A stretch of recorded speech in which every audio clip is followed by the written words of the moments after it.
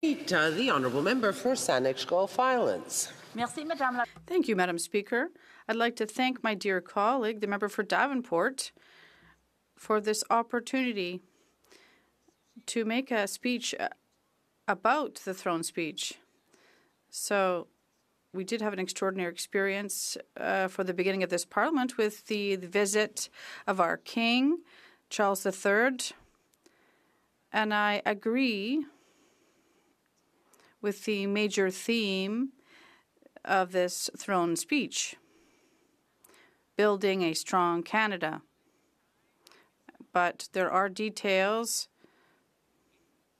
or things that are not explained in the throne speech. And I think, yes, of course, build a stronger Canada. We've been, since the moment of the November 2024 realization that the U.S. elections had once again put someone in the White House who showed no shame whatsoever about ripping up any agreement he'd already signed, who was prepared to break all sorts of laws and make all sorts of threats against us. It was December 3rd that then Prime Minister Justin Trudeau actually asked, I can say his name out loud because he's not here right now, Pierre Poilievre and me, and neither is Jagmeet Singh here right now, to meet him, and of course the leader of the Bloc Québécois, to talk about what we could do as individual leaders of opposition parties working with the Prime Minister to create a Team Canada approach to deal with the threat. L'Équipe Canada. I signed Team Canada. Everybody else. We said, right, we can all stand together. Isn't that, I think, something that made me proud to be Canadian, that the leader of the official opposition, that the leader of the New Democratic Party, the Bloc Québécois, Greens, we could all say with the Liberals, right, how do we work together? So we continue that effort. That was the one time we met in person. After that, we actually continued, by the way, early January, early February, meeting on Microsoft, I think it was, Teams meetings, to continue the effort. How do we work together? Now we have a different effort, and I hope we can still work together, because it's terribly important that we stand united and are not bullied by what we could say right now is one of the world's champion bullies. He's not the only one. Vladimir Putin is competing for world champion bully. There are others. Now, in terms of the throne speech, there are things that I entirely agree with, but there are also things, as I said, that are in the details. It's clear our economy has to change. It's not just our economy, but perhaps as well our culture as a country where we're not really a country. We have kind of 13 countries in our united country. There's less solidarity, I think, between the 10 Canadian provinces, 3 territories, and federal government than we find within the 24 separate sovereign nation states of the European Union, who within at least the oral history of my childhood, parents who were very much affected by the Second World War, the members of the European Union who now work so well together were not that long ago at war with each other. How is it that we as one country, we not only don't act like a country a lot of the time, we don't think like a country. We have to change and start thinking like a country and act like a country, because we are facing absolutely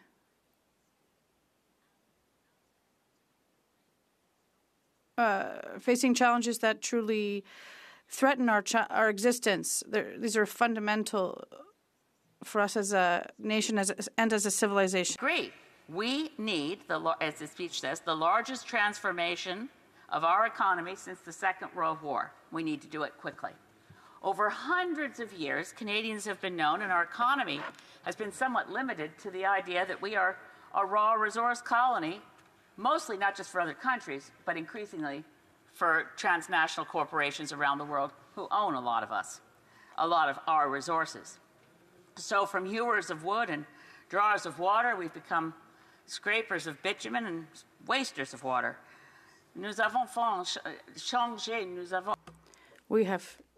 We must take action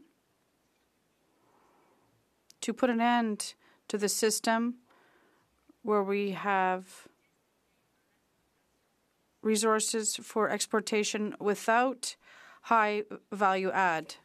With our raw resources to make sure we don't rip and ship, shipping out raw logs, shipping out unprocessed bitumen, failing to gain the opportunities of extracting value before we send our raw resources to other countries where they get the jobs and we get the waste and the pollution that's left behind as they take the resources for their benefit. This is an opportunity where we can actually rethink our economy, rethink the way we act together. As the Prime Minister has said repeatedly, we can stop thinking about ourselves as 13 separate economies, but one economy. What kind of economy? Certainly hoping that we start thinking about a circular economy.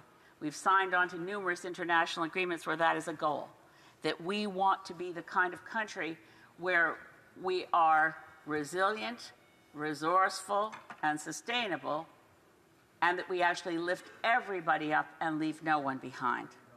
These are things we can do now, and it's terribly important that we actually do them. C'est pour moi la question de... For me, the throne speech, well, I'm somewhat worried because there isn't one reference even to the Paris Agreement. Passing references. The words climate change appear not in full sentences, but appear twice in the document, but there are no commitments, not even the minimum. We plan to meet our international legally binding obligations under the Paris Agreement. Now, we know, of course, that while King Charles III read this speech, it was written by the Prime Minister. These were words I would have liked to have seen in the speech from the throne. These were also written by the Prime Minister. Quote, "The carbon budget to limit temperature rise to below catastrophic levels is rapidly being exhausted. If we had started in 2000, we could have hit the 1.5 degree Celsius objective by halving emissions, in other words, cutting them in half, halving emissions every 30 years. Now we must halve emissions every 10 years. If we wait another 4 years, the challenge will be to halve emissions every year." Now, this is from page 273 of the Prime Minister's book, Values. And he wrote it, and it was published in 2021. So we have waited 4 years. So it appears the Prime Minister understands we have to cut in half our greenhouse emissions every year. This is a very steep challenge. And as he put it in the Values, which I read and enjoyed, the carbon budget to stay below catastrophic levels is rapidly being exhausted. He's not saying this is a political commitment that somebody before me as Prime Minister took on and I'm not very interested in it, although you might think that from the lack of details about what kind of climate action we're talking about in the speech from the throne, and why now we're suddenly finding it acceptable that everybody talks about expanding oil and gas as though that was a nation-building project as opposed to a sunset industry. We want to protect the workers in those industries. We want to protect the communities in those industries. But we have to actually be looking at what's a nation-building project that protects our future.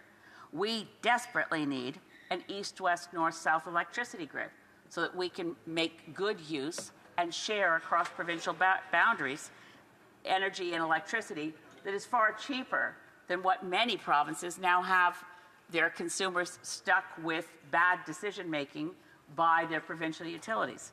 There are huge opportunities before us. It is, as the Prime Minister says, a hinge moment in our history. On doit faire plus, on doit... We need to do more, and we need to reduce our GHGs with the objective of protecting our future and that of our grandchildren. I have about 30 seconds left, Mr. Speaker, and with that, I'd just like to say I will vote in favor of the speech from the throne, but I wait with bated breath to find out what the government actually thinks is a climate plan, because so far all they've done is cut the one measure that was working. Thank you. Questions et commentaires. Questions and comments? The member for Winnipeg North. Yes, thank you. Mr. Speaker, I appreciate many of the words that the member, even at times when I disagree with her, such as the whole pipeline issue, but I am interested in a couple of other thoughts. Renewable energy such as Manitoba Hydro, Quebec has hydro, BC has hydro development, and it's great to see the potential that's there. What I'm interested in her comments on would be nuclear power. Does she have or the Green Party have a position on nuclear power? I know there are many of my colleagues, including myself, that's very much open and actually promoting it because it has so much value both here in Canada and the potential of exporting that sort of expertise abroad. The honourable member. Thank you, and to the honourable member for Winnipeg North. It's not an ideological position. We approach this for every kind of energy source. For the dollar invested, how much carbon is reduced, how many jobs are created, and how long does it take from the decision that's been made until you see that energy produced. The reality is on that measurement, your top-notch winner is energy efficiency, then renewables. Nuclear's at the bottom of the pile. One last thing, the nuclear proponents right now it's like a witness protection program. They changed the names. It's SNC Lavalin behind every SMR proposal, and it's named now Atkins Realis, and it stays under the screen that it's the biggest shareholder in Canadian Nuclear Laboratories, which makes it sound legit. It's a scam. Questions and comments? The member for Saskatoon University. Thank you, Mr. Speaker, and I'd like to also carry on a question about nuclear, because we know in the last Parliament the Liberals actually proclaimed that nuclear was a sin and categorized it as a sin stock, with included many other vice stocks in the minds of government. It changed the credit system where nuclear companies could not access because they were characterized as a sin. This was as recently, I'm as old as this, as like 3 years ago. And just wanted to get the Speaker's comments on, do you think the Liberals are telling the truth now, or were they when they were declaring nuclear a sin? Before the member responds, the Speaker won't be responding, but the member for Saanich Gulf Islands will. In defending my friend from Saskatoon University, I think he meant the last person speaking. But I'll proceed to say the Liberal Party of Canada has been the biggest promoter of nuclear energy ever since Pierre Trudeau. They've never stopped shoveling money towards it. I enjoyed my time briefly working with leaders in the Reform Party who called former Prime Minister Jean Chrétien radioactive man. That was back in the days of Deb Gray and a number of other fun friends in the Reform Party who wanted to figure out, is there a business case behind this, or is it just shoveling money to something called AECL that will take endless billions of dollars and not produce a product that other countries want to buy from us? Questions et commentaires. Le député pour Saint-Hyacinthe. The honourable member for Saint-Hyacinthe-Bagotte. Congratulations on your new role, Mr. Speaker. I hope you're enjoying it. Now, I have a question for my colleague who spoke about the greenhouse gas reduction objectives. How does she think these objectives can be compatible? Would all of this talk that we're hearing about oil projects, does she believe in this mirage of green oil that we've been hearing about? The honourable member for Saanich Gulf Islands. Well, I'd say it's a joke, but it's not funny.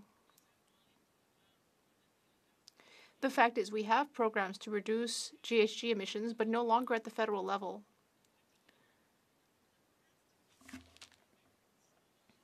The province of Quebec plays an important role in global partnerships against fossil energy.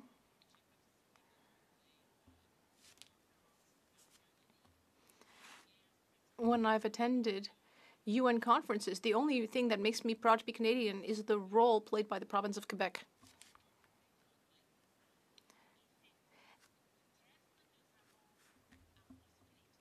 Now, perhaps there is the hope that with a new government, they might change their approach. Because we need to change our approach. it's urgent, but it's not too late. For